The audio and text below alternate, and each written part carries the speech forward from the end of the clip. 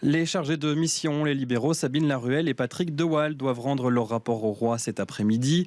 Depuis 15 jours, ils travaillent discrètement pour la formation d'un gouvernement fédéral. La piste d'une coalition Vivaldi est toujours sur la table. Une majorité libérale, socialiste et écologiste avec le Parti démocrate chrétien flamand, mais sans la NVA. Et c'est là que ça coince. Le CDNV n'imagine pas un gouvernement sans les nationalistes flamands. Michel Gaillard, on vous retrouve en direct du bureau du parti. Les membres l'ont confirmé dans un sondage.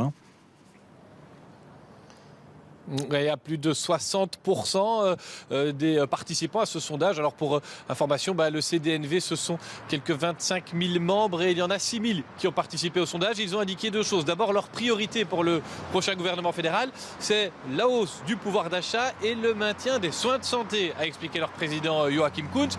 Passé cet élément d'information, la question qui était sur toutes les lèvres, le CDNV est-il prêt à faire un gouvernement sans la NVA? La réponse, c'est non. Tous les partis démocratiques doivent avoir leur chance. Voilà l'expression répétée à plusieurs reprises par le président du CDNV. Et parmi ces partis démocratiques, il y a évidemment la NVA, les nationalistes flamands qui veulent une majorité dans chaque groupe linguistique. Côté francophone, ça n'est apparemment pas un problème. Les partis qui sont prêts à le faire se sont pointés, ont déjà été désignés. Mais par contre, côté néerlandophone, les chrétiens démocrates réclament toujours la présence des nationalistes flamands, car sans eux, il n'y aura pas de majorité et ça ne donnera pas un gouvernement fort et donc pas un gouvernement efficace. Bref, alors que les informateurs doivent retourner chez le roi cet après-midi, le CDNV, lui, reste sur sa position et la Belgique, elle, reste sans gouvernement.